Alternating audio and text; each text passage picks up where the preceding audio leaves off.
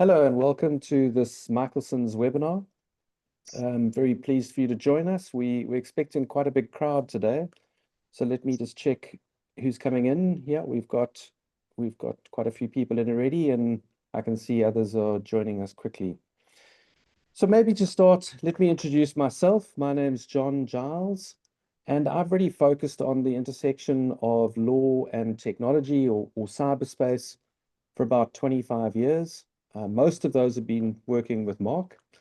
And today I'm going to be your host and also going to be facilitating the questions and answers. And firstly, I wanted to thank you very much for the questions that you asked as part of the registration process. It's very useful to give us those questions to help us prepare for today's session. So thank you very much for that.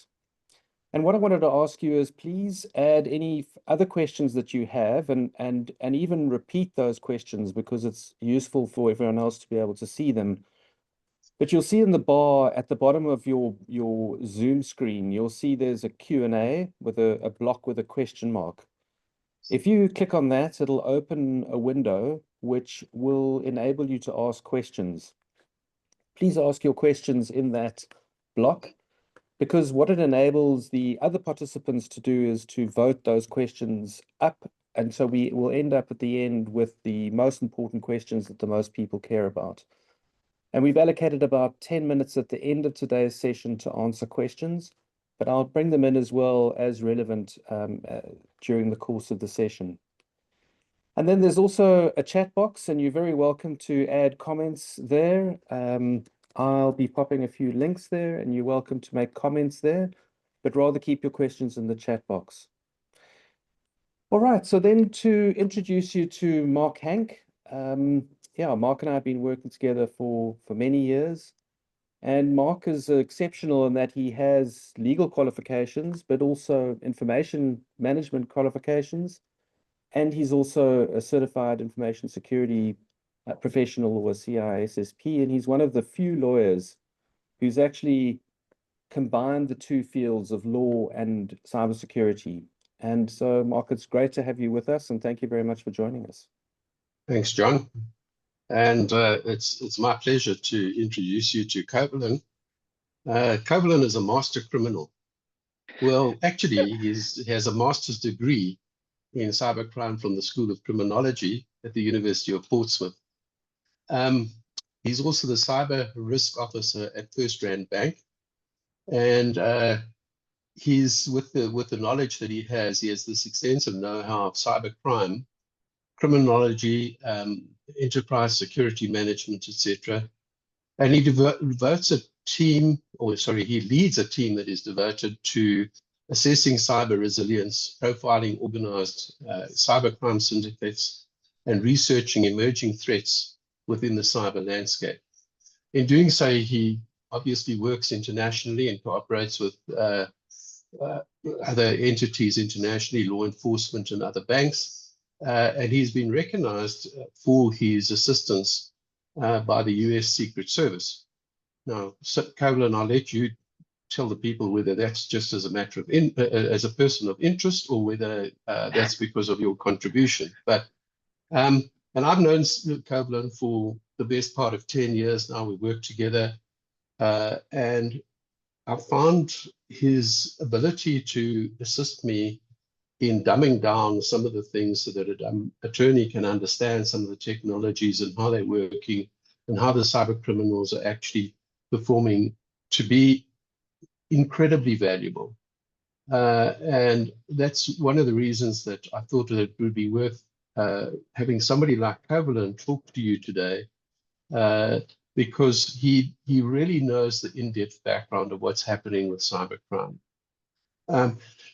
So I'm going to just hand back to John to go through the agenda. But Covalin, again, thank you very much for joining us. We're very grateful that you've given up your time to do so. Thank you, Mark. Thank you, John and the team, and thank you to everyone on the line for the opportunity. Really excited to engage with you all today. Oh, fantastic. Yeah, so the agenda today, it's really going to be a conversation with really Mark posing some questions to Kevlin, and it's going to be a discussion. So yeah, please join in that discussion, ask your questions in the Q&A box, and you're welcome to make some comments in the chat as well. Yeah, so we're really going to try and give you an overview and a better understanding of cybercrime, AI-enabled cybercrime, AI-dependent cybercrime.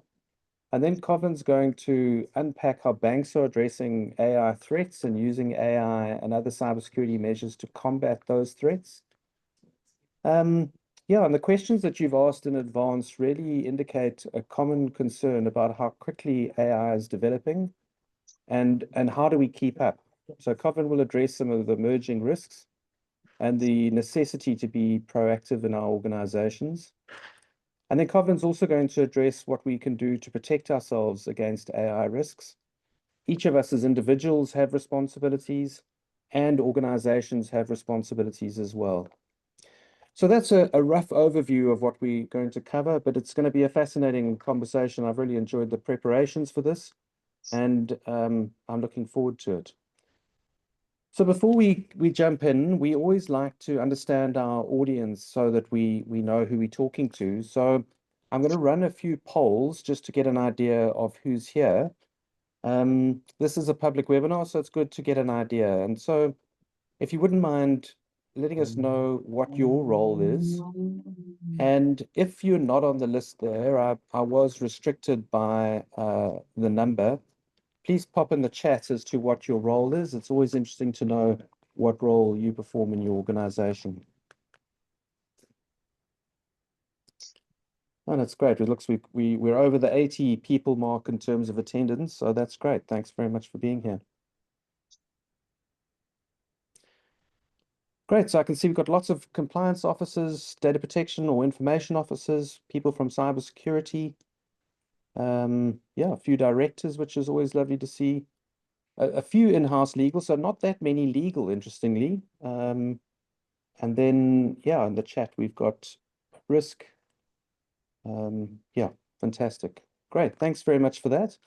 So then the second poll that I wanted to run is in terms of your organization size. It's always useful to know if we're talking to or what size organization you represent.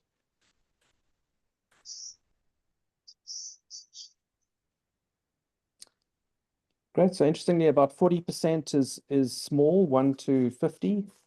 And then we've got about, yeah, roughly 20% spread across the other groups. So it is quite a broad audience with about 40% being small, which is interesting. So let's leave that one there. And then this is an interesting one that I thought would be nice to throw in right at the beginning, is to ask if you have been a victim of cybercrime.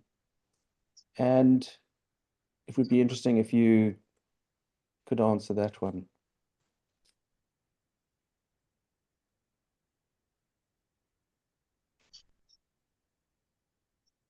Yeah, thanks for your speedy responses. I'm very impressed with quick fingers. Well done.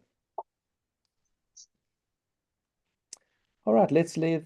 I'm going to end that poll and I'll actually share these results with you so that you can see it. So 80% of you haven't, but 16%, that's quite a big percentage of people that have been affected by it. And yeah, 7% who've had their identity stolen, which is quite alarming. And I think one key thought for today is that we're obviously not going to be able to deal with individual cases or get into the specifics of individual cases. We are looking at it from a broad perspective. But yeah, thanks very much. That's really interesting to get an idea of who's here and what your interests are. So maybe, Mark, I can hand over to you to ask Kevlin some questions. Yeah, one of the things that's quite intriguing from the last poll that John ran about cyber crimes and who's been affected, there was a report that I saw this morning that from the Department of Statistics, which indicates in the last year there have been 566,000 people in South Africa that have been victims of cybercrime. Kevlin and I were discussing this before the session started, and we believe that that's probably underreporting to a gross amount, because as is indicated in that poll, we all seem to know somebody who's been a victim of cybercrime. So, I think that the nature of cybercrime and crime generally, fraud generally, I mean, fraud's about, it's about confidence tricksters, and they've been around with us for as long as the humans have been around. And there have been lots of victims of them, but obviously cybercrime has put a different slant on it. A lot of them are very similar, the purpose and the goal of dealing with them, but different modus operandi in actually dealing with it. And Caroline, I think it would be really valuable if you could unpack some of the more prevalent cyber crimes that you see in the work that you do, and just give us an idea and a flavor for how those are. And later on, we're going to talk about how those are developing and what the emergent threats are. But possibly a good idea just to look at the cyber crimes themselves. Thank you. Great. Thank you, Mark. That's a good question. But in answering that, I'd like to just take a step back and provide a bit of context, because I think given the complexities, context is important in understanding different types of cybercrime. So as we all know, the word cybercrime is quite often used as an umbrella kind of term, right? Encompassing and meaning all sorts of different references to varied degrees of crime, cybercrime. Okay. Now, whilst that's okay, when we're talking about different news stories, it's not incredibly useful when we need to understand the type of crime that has taken place, when we, as risk officers or governance officers or legal folks or cyber responders, for us to understand the specifics behind a particular crime, to develop controls, to develop policies, to develop defenses and responses, it's incredibly important for us to understand and distinguish between the types of cybercrime, right?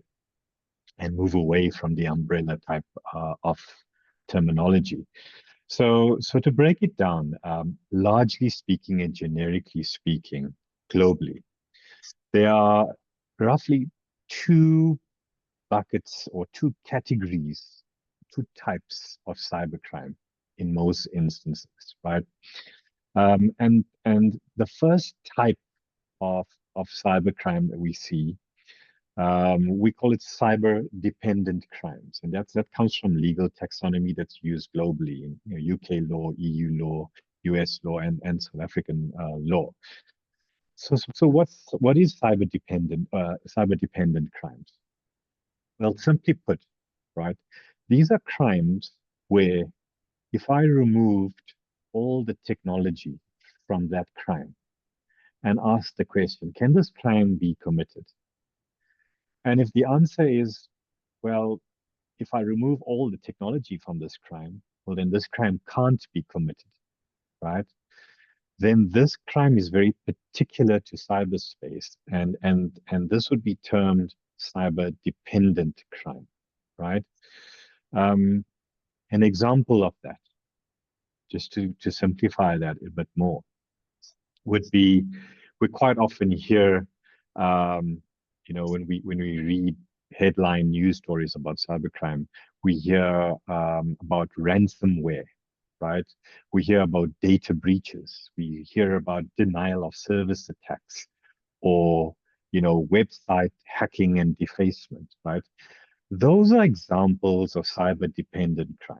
And if we just take computer ransomware, where someone's gotten into your network, your file systems, your computers, and they've encrypted all of your data. And then they put out an email to you saying, well, I've encrypted all of your data that's stored on your computer, right? Now, if I removed the computer, your emails, and the network from that crime, well, computer ransomware can't be committed. Okay, so that's an idea of cyber-dependent crimes. These are highly technical crimes, right? So that's the one category of crimes. Now, the other category of crimes is what we call cyber-enabled crimes, right? And as criminologists and cyber criminologists, we have a different phrase for these sort of crimes. We call it old wine in new bottles. And as South Africans, I think we can appreciate this. So old wine in new bottles. So these are just old wine repackaged in new bottles, right? To bring it to a crime context, these would be old, traditional, real world crimes that have existed for decades in the real world and have existed prior to computers that are now just being enabled with the use of technology and repackaged and being re-energized with technology. So those are cyber-enabled crimes, right? So what are examples of cyber-enabled crimes? So let's look at a clear example which I cite in many of my talks. Something called romance scam, right? Romance scams. If you're not familiar with it, these are dating scams, right? So victims are generally on social media sites or dating apps and dating platform apps, and generally they're befriended by a scammer with a fake profile, a fake picture, fake persona, and essentially, the end goal is to extort money out of the victim, right? Due to a fake relationship, a romantic relationship in there. Now, you might be asking yourself, but how's that a cyber-enabled crime? How did that crime occur before computers? Well, for those of us that still remember the newspapers, well, if you turn to the classified section of the newspapers, there's a lonely heart section of the classified newspapers, right? And I think they still exist. So if you can get your hands on a newspaper, have a look at it. And well, the classified section of the newspaper and the lonely heart section was where, one would have traditional dating profiles in the old days, right? In terms of, modern technology back in the day. Well, that's where these fraudsters used to apply their trade. And what they quickly realized as we moved into the digital age and our behaviors changed is the scammers realized, well, instead of defrauding 2 people a month via the newspaper, I now have access to millions of potential victims out there on the social media websites, dating profiles. So bang for buck, I can earn a lot more revenue moving what I do online. So they just enabled the old stuff with technology and moved that online for a lot more reach. And technology is being used as a force multiplier, right? So that's the two categories of cybercrime. And as I say, it's important we understand that so that we can have the right treatment, remediation, and response strategies. And if we are a victim, God forbidding not, we know who to call because it saves time, not calling the wrong person because we have this umbrella version of the crime. And this two other important points that I think is also relevant is, technology is a big enabler of great things for mankind. I mean, as technology improves and evolves, our businesses grow, and we grow as a society, through globalization. But that technology can also be used for nefarious purposes. So quite often we see criminals also embracing the same technology, but to commit fraud. So it's, as we use it for good, we're seeing criminals use it for bad. So technology is a key enabler to both forms of cybercrime. And I think organized crime is also a key enabler in terms of cybercrime, especially modern organized crime groups. And I think it's important to understand that how AI fits into this. If we now package the entire discussion around AI, and we'll just cite a few examples. Well, AI is just a technology building block, right? There's no significant magic around AI. Computer science graduates will tell you. I mean, we've studied AI since the 70s and 80s. It's just come to the fore now because technology is matured, right? However, we're starting to see criminals realizing, well, as the real world and businesses and people find great use cases and uses and value for AI, bad guys are using AI as well. We're seeing them, whether it's romance scams with fake pictures being generated by AI, to highly sophisticated video impersonation of particular individuals being generated by AI tools, but to affect a payment scam. It's a payment scam, an impersonation scam. And there are quite a few use cases, a Hong Kong bank where, an employee in the finance team was duped into thinking he was speaking to a chief financial officer on a Teams or a Zoom call. And this was with the use of deep fake technology, which is an AI building block. And it may sound like science fiction and alarming, but if you've got kids, I mean, most of our kids these days are downloading apps that augment a famous celebrity face with your face on there. These apps are ubiquitous in the app stores right now, so there's not a lot of technical ingenuity or know-how that's needed to use these apps because they've become mainstream. So AI is just being used to repackage a lot of the older scams that we're being seen. John, I think you're on mute. Sorry, Mark, I think you're on mute.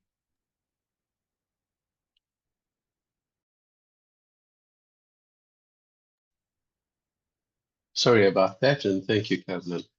That does give us a background around these different cyber crimes, and the fact that for many years now, we've seen different crimes like business email compromises, etc., that have cost a lot of people a lot of money, and in some cases, people that don't really have the wherewithal to lose that money. So the question really is AI and what we're doing, is the law keeping up? My answer to that is no. I'd like to hear what Kovlin has to say about that, because I think it's not as if this is a novel situation for us. In South Africa, one of the questions that I often ask when I'm presenting is, did you lock your cars today? And people will say, of course we locked our cars, and they're pretty vehement about it. And I say, but why did you lock your cars? In an underground parking, there's security, etc. And and there are lots of laws around the theft of motor vehicles. So why did you lock your cars? And we know that the risk is high. So that's why we lock our cars. And we are in a similar situation, I think, with some of the cyber crimes and with AI, where law is flimsy at best as a safety net. And as Kovlin and I have discussed, there also just simply, because it's happened so rapidly, the development of the necessary resources to be able to assist us with cybercrime takes a bit of time, and it's going to be like that for a while. So we are in the situation where we're not going to create laws and implement them quickly enough to be able to protect ourselves. So Kovlin, I think in these Wild West type conditions that we're in, and as you are one of the sheriffs in this Wild West area, what do you think people should be doing to look at the emerging risks, and how can businesses and their clients proactively address these risks? Thanks, Mark. Another great question there. I'll piggyback on your analogy. I think it's a good one around a motor vehicle, and I was reflecting on this. In cybersecurity, we have a term called hygiene, security hygiene, right? And I think folks around the call may understand what that is, but for those that may not, simply it talks to what are those due care measures that we must ask, regardless of the type of organization, the size of organization, the type of budget, regardless of the budget, etc. Right?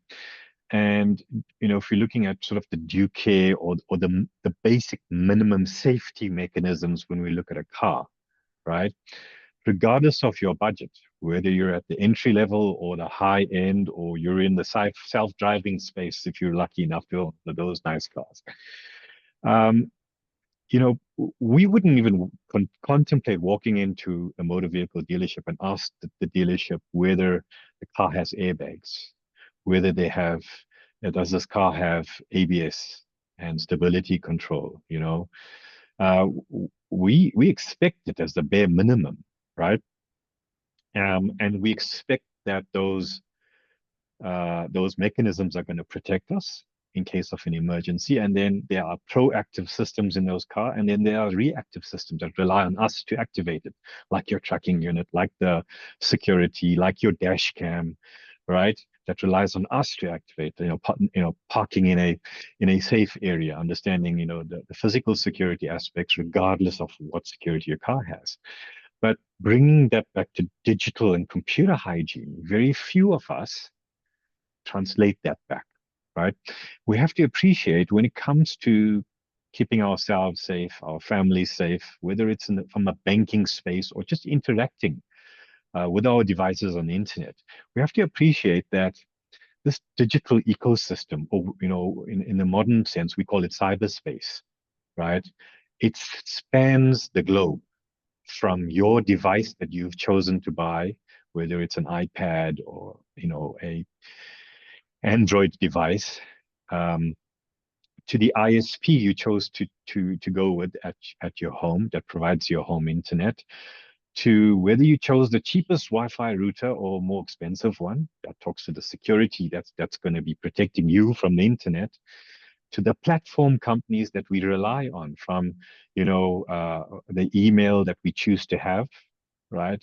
Whether it's a Gmail or a locally hosted email provider, which is a third party, where some of these platforms and third parties are hosted internationally, not in South African jurisdiction. And we are connected on to the superhighway globally, right? So we are in a multi-jurisdiction. You can compound that across the globe. So when we talk about digital trust, banks are one participant in that ecosystem. And banks will always do what they can to protect customers and your data and your safety within the part that the bank is entrusted with, right? And the banking apps, the systems, etc.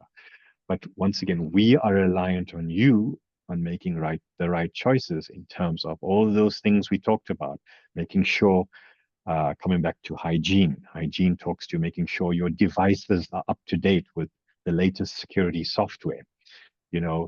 Most of these vendors, because how fast the pace of cyber, most vendors release software patches and security updates on a weekly basis, regardless of what you're using. But there is no such thing as an unhackable device, right? So are we updating those devices? Do we have digital literacy? I mean, we don't as a nation.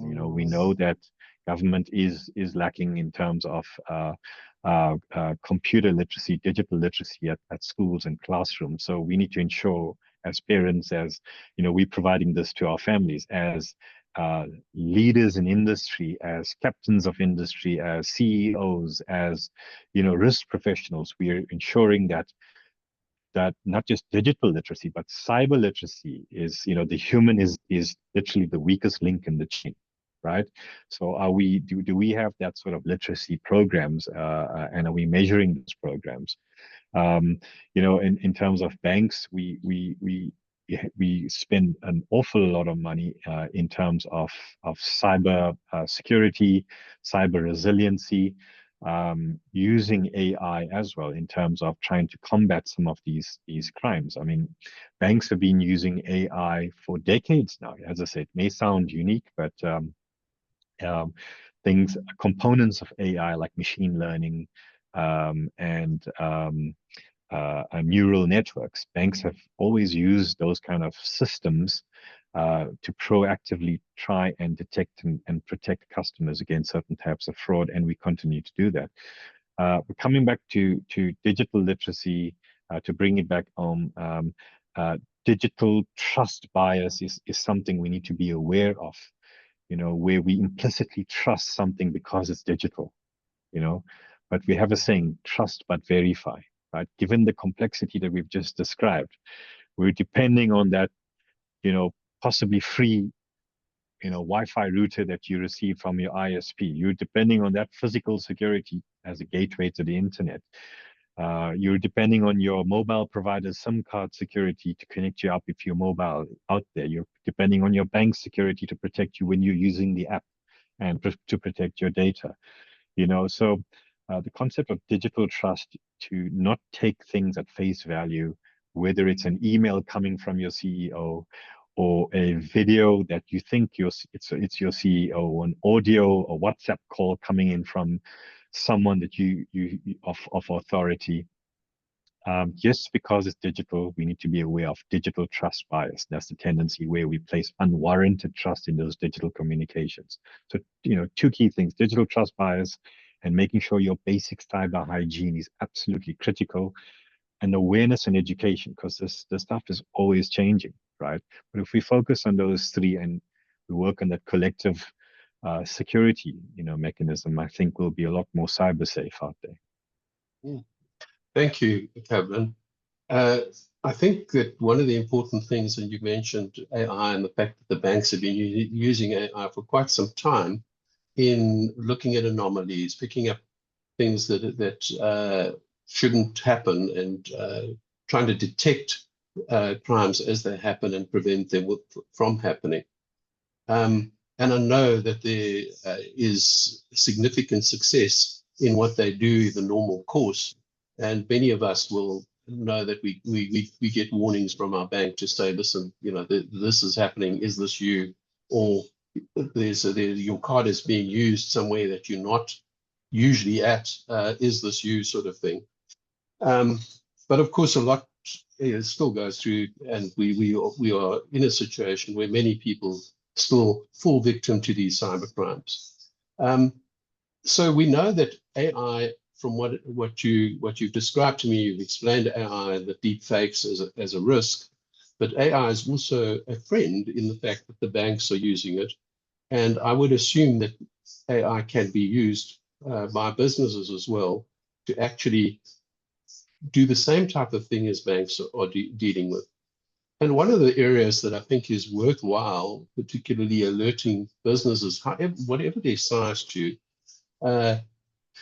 in Europe, there's an act called the Digital Operations and Resilience Act. So part of that is saying what you should be doing with your IT and how you should be protecting it and using it, and also what happens when it fails, that you can recover gracefully. And Coughlin has actually mentioned that we need to understand some of these things so that when the catastrophe actually happens, first of all, if we understand them, it's less likely that the catastrophe happens. But if that's not a guarantee, and if it happens, that we can react properly, which comes back to resilience. Now, in South Africa, Coughlin, you're well aware of the joint standards that have been issued by the Prudential Authority and the Financial Sector Conduct Authority, and also in the payment sector, the Cybersecurity Directive of the SARB. So while people might say, well, there's no law,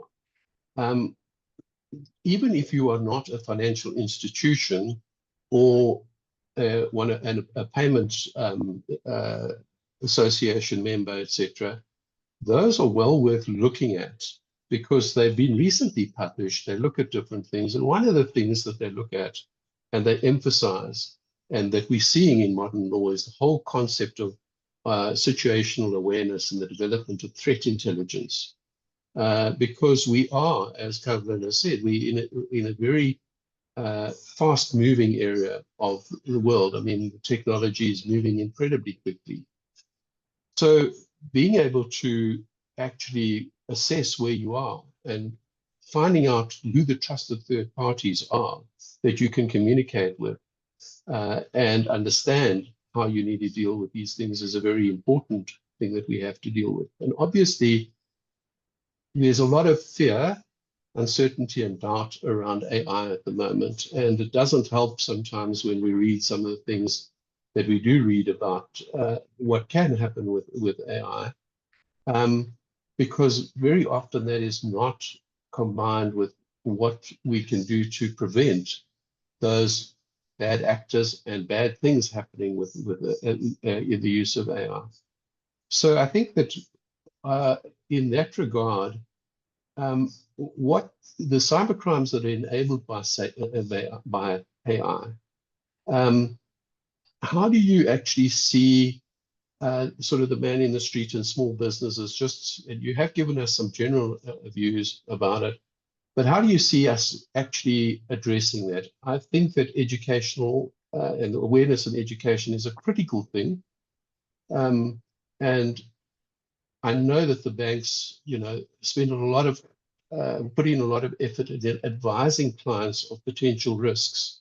And we all get those alerts and we're in a hurry and we skip past them to go and actually do the banking transaction that we want to do. That's human nature. But how do you think we need to look at this, and how can we rely on, let's call it quasi-law, to be able to assist us in that regard? So, yeah, I mean, that's, I think it's interesting because if we look at, I think, AI and implementations of AI globally, right? And if we take a step back again, arguably one could say we are globally in an AI hype cycle, right? Now, a hype cycle doesn't mean that this is just a passing fad, right? And it also doesn't mean that something's incredibly novel. The technology may be novel, but I think conceptually, if we cast our minds back to cloud computing, when the concept of cloud computing first, came up, and everyone was talking about cloud and cloud. I mean, back then it sounded like science fiction, but fast, and there was also a lot of fear, uncertainty, and doubt around cloud, right? Oh my, what do you mean my data is being stored somewhere else in another country? No, the data is on my computer, on my OneDrive, right, or my Google Drive. So I think we've been through similar cycles, right? Technology disruption cycles where there's a lot of hype around, and those technology disruption cycles have the potential to give us a lot of benefit and value. Cloud computing was definitely one of them. AI is definitely the next one that we're going through currently, right? We have an immense amount of value. However, because we're in that hype cycle of essentially trying to figure stuff out as businesses, as individuals, how do we use this? We struggle with use cases in terms of understanding how do we get, those right use cases? How do we implement these things? So business is struggling. And as defenders, as legal defenders, as risk defenders, as cyber defenders, we've got to help business, whilst they're in the figuring out stage. And then as they evolve into we've figured it out, now we want to go live with something. So, we almost need to take that, we need to be ahead in certain regards, but we also need to be a part of the figuring out and help business figure out things, right? So in doing so, basics like a sandbox environment. So technically ensuring that you have a safe space, which involves a technically safe sandbox. You have your basic policies and governance around that sandbox, user awareness, education training around how to safely play with AI whilst we're figuring these things out in that sandbox. So even if something goes wrong, it's contained in that sandbox, including having your response plans for things going wrong, right? And whilst you're in that sandbox environment, you will then get an opportunity to learn with business, to then tweak those frameworks, policies, standards, technical controls, etc., to shape them into a mature environment before you go live, right? And whilst we're doing all of that, we agree the landscape's always changing. And this is where that emerging risk view is. We need to take that. Let's not sit in isolation in our domains. So let's not sit in just the legal domain. Let's bring in our counterparts from legal, risk, compliance. Let's bring in the techies from the cyber side of things and have common discussions about for our business, taking a risk-based view, what are those unique risks for my business? I'm a two-man shop, I'm a three-man shop. Hey, I've got 50 people reporting into me. I'm a 10,000 people kind of business, or I'm a JSE listed company. So what are those risks unique to me, right? And how do I address them? And what are those AI risks around those specific use cases? And how do we ensure that we're protecting ourselves around that? So, practically there's quite a, lot we can do, but I think we must always opt to look past the fear, uncertainty, and doubt. Yes, without doubt, there is concern. But let's take those practical approaches, like going back to your car analogy. Does it have the basics? Ask the question. Does it have airbags? Does it have ABS? In the cyber context, so hygiene, data privacy, awareness, education, taking working with business and our users to model those use cases and taking that step change and ensuring we have digital trust around that ecosystem, including vendor risk and third-party risk, because a lot of this AI stuff, generally we're relying on black box models. So we're not, a ChatGPT or Claude or an Anthropic, cloud-based model.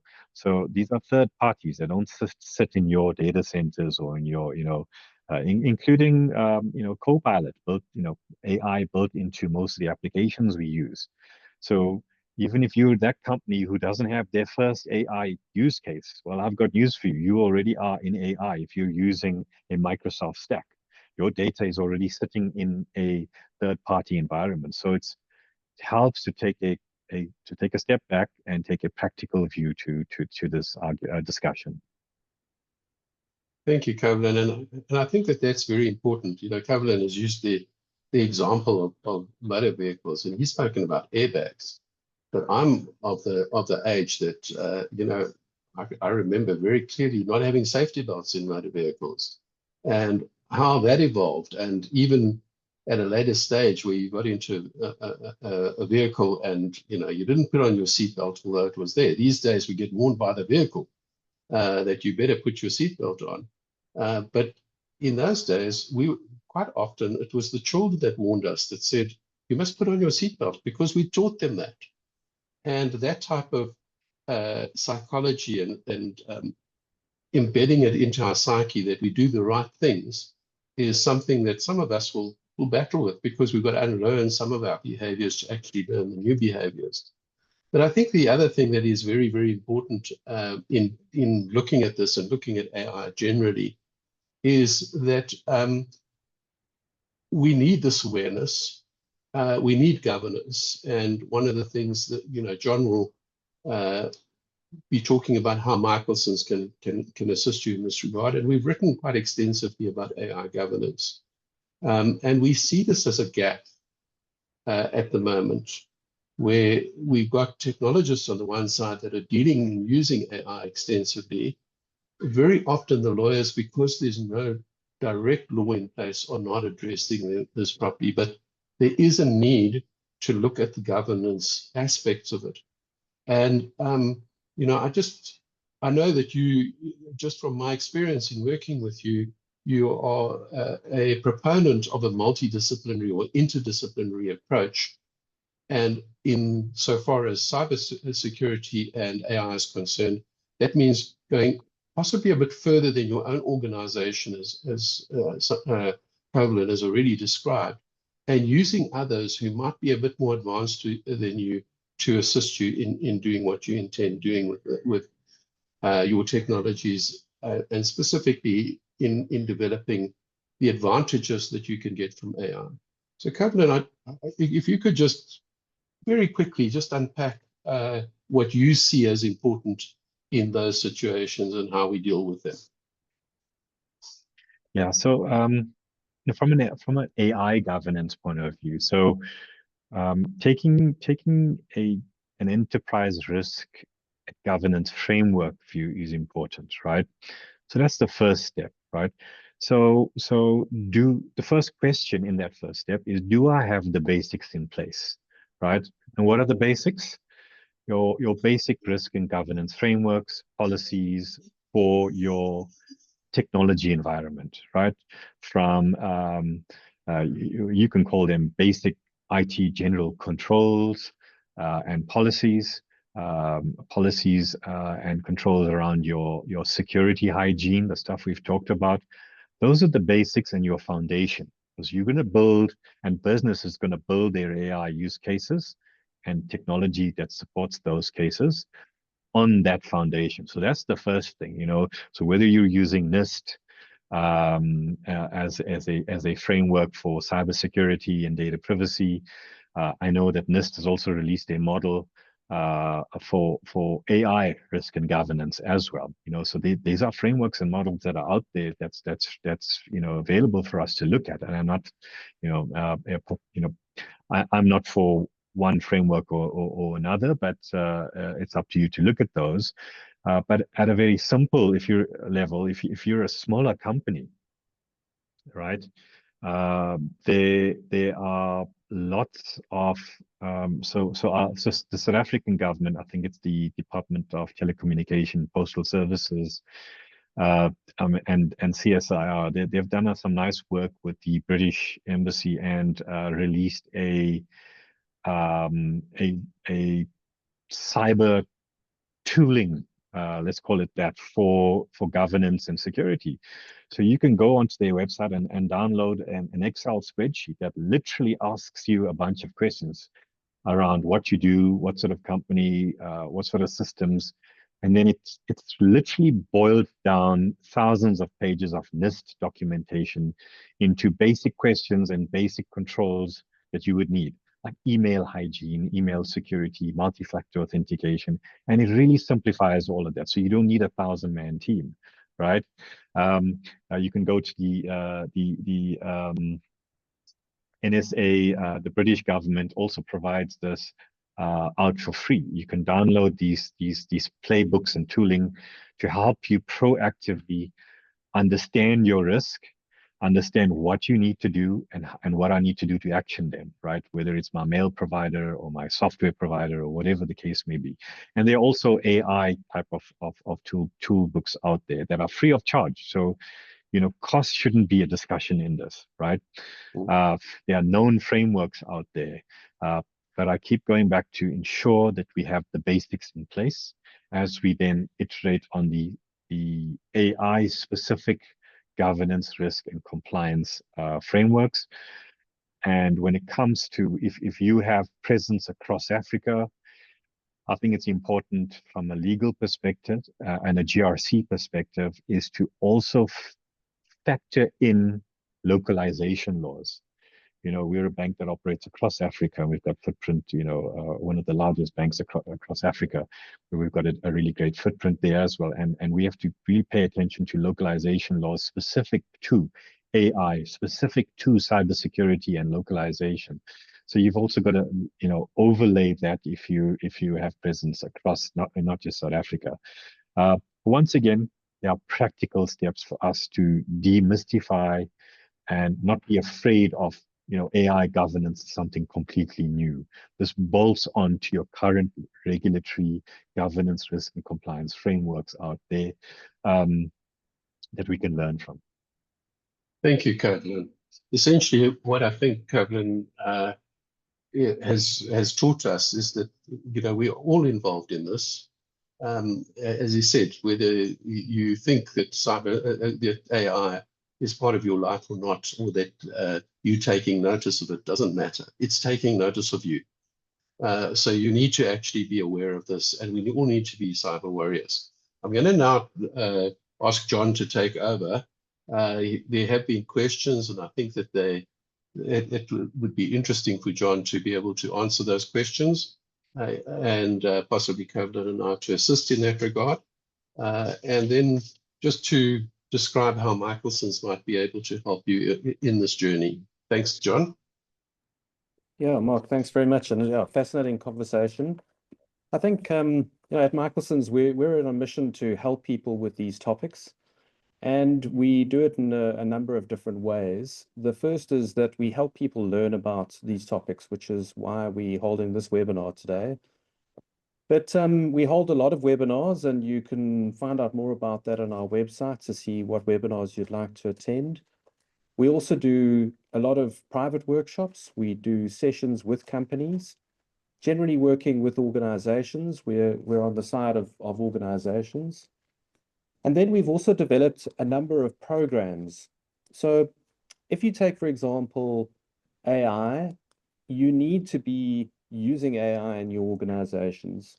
And people are adopting it rapidly. But it's really important to get the governance, risk, and compliance components of AI correct as well. And it's an ongoing thing. You're not going to solve it quickly, which is why it's not a project, it's a program.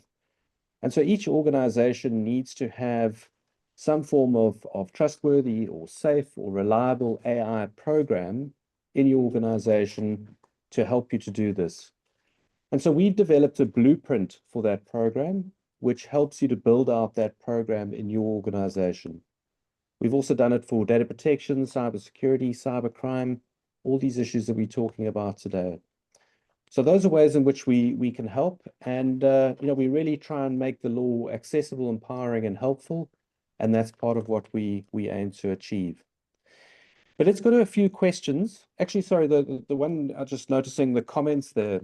Colin mentioned the toolkits or toolboxes. There are a number of tools, and that's exactly the kind of thing we try to do through our programs. Find the tools, give them to you, show them to you, and then run sessions like this where we unpack how you would actually use those tools. And there's a lot of value in learning together. But let's go to some of the questions. I think, let's see, there's some good questions there. I think all the panelists can see the questions. So maybe we start with Natalie's question, and also the attendees can see it. So open the Q&A box if you haven't seen the questions there, and you can vote up the ones that you think are most important. But maybe let's start with Natalie. So how comprehensive are insurance products around AI scams? If a retirement fund pays out a claim because it's been scammed, is there insurance for that? I don't know if any of the panelists would like to take that. Yeah, John, Natalie, look, the different insurances for data generally, and one needs to look at them quite carefully. My experience has been that, the type of thing that Covalent has been talking about, those are absolutely prerequisites to be able to get that type of insurance. It's a little like getting insurance for your home. Well, if you don't have burglar bars and trellis doors and alarms and things like that, you're less likely to get that insurance. So I think that it's an area which is new, obviously, and I think one has to be fairly careful of looking at what you're actually getting and the value of that. I think that very often you'll find that your money is better spent in actually creating the awareness and getting your governance on that in place properly. I'm not suggesting that you don't look at insurance.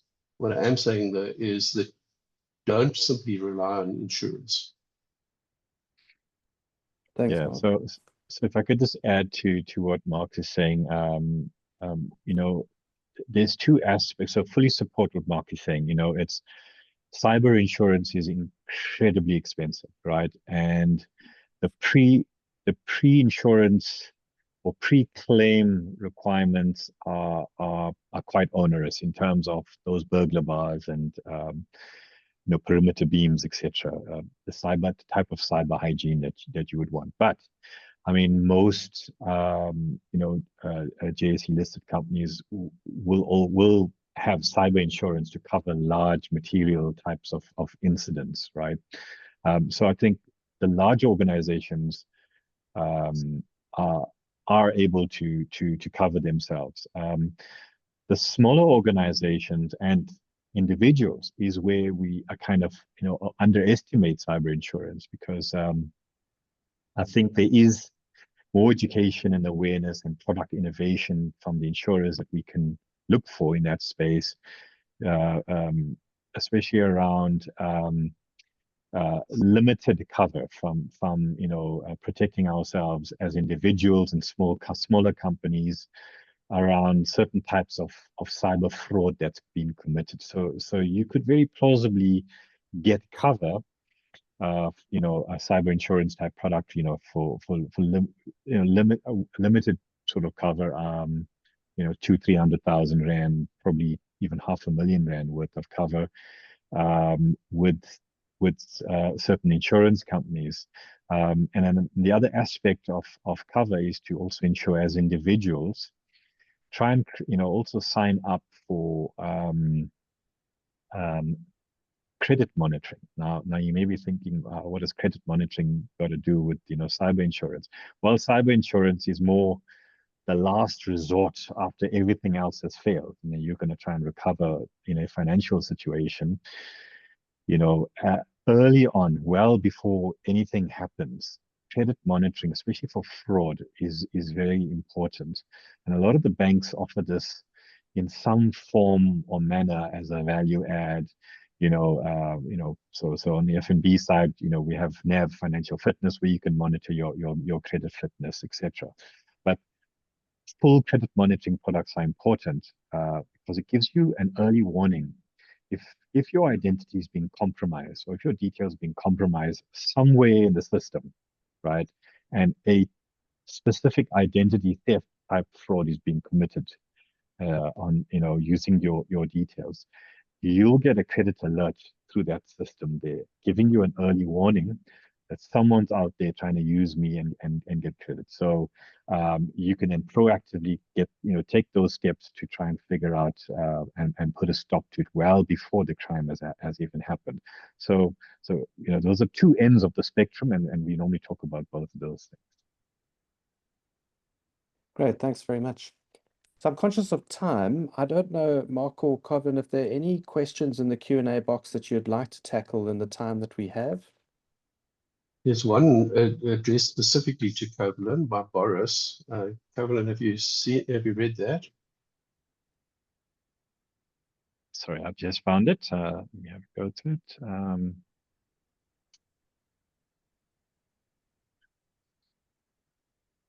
Okay, sorry, that's just changed. Communicate these risks with the rest of the executive board. All right, okay, great. That's a great question. So I'm very fortunate working at FirstRand, and being one of the custodians of cyber. And I say that because we've always prided ourselves as being one of the more innovative brands and banks in the country. And that also comes to when it comes to understanding risks and ensuring we put our customers first, right? So as early as 10 to 15 years ago, I remember having the first conversation about cybercrime and cyber risk with our board members, and I can assure you that from a board perspective, the concept of cyber risk and cyber crime has to be bought in and driven from your board, right? And we are very fortunate. I mean, cyber risk today is one of our top 3 risks by the board. There isn't a session that goes by where I don't get called in, and we are not discussing something new about cyber risk from boardroom all the way to basement level. I think the support starts from board and is communicated all the way down. There's support, and that translates into our budgets, into our requirements, into the evolving threat landscape. Something has changed, and we need to react and respond immediately to our customers or to the threats that are out there well before customers even know something's happening. So once again, we're very fortunate, I think, to have that sort of buy-in at board level, and that's where it has to start. Great, thanks very much. And sure, we're almost at the top of the hour. It's gone very fast. I think for me, some of the take-home points of today is that cyber criminals are getting smarter, and they're using any tools that are available. And each of us at an individual level have a responsibility to practice good cyber hygiene. And then organizations who are responsible for cybersecurity and cybersecurity teams, we have to continually get better and also get more advanced at countering those new threats. So those are some of the key takeaways from me. Mark, anything you'd like to add? No, I agree with what you've said, John, and thanks again to Covalent for his insight in what we're doing. And this is a journey, and the journey sometimes takes some detours that we don't expect, but at the end of the day, I think it's it's quite exciting as well. So although it might be scary in some ways, it's very exciting, and we live in wonderful times. Thanks, John. And Covalent, any closing remarks from you? So I think the basics in terms of what we've chatted about and that you've covered in terms of the hygiene, understanding digital trust bias, taking a pragmatic approach to cyber security and your digital ecosystem, is key. And having that shared responsibility, reaching out, those playbooks, response books. How do I respond to ransomware? There are clearly defined playbooks out there you can use. And these sort of discussions are very, very important so we can have a platform to engage with customers and folks in general in terms of sharing what we learned out there in terms of new threats that are out there. Thank you. Thank you for the opportunity. Yeah, no, thank you very much for joining us. We really do appreciate it. And it's great. We're getting lots of good positive feedback, which is lovely. It's always nice to get positive feedback. Yeah, so Mark and Covalent, thanks very much. Thank you very much to the attendees. I really appreciate you joining. If you enjoyed today's session, we do hold events every week, and please have a look at our website to see what events are coming up, and you can register for those events, and we look forward to engaging with you in the near future.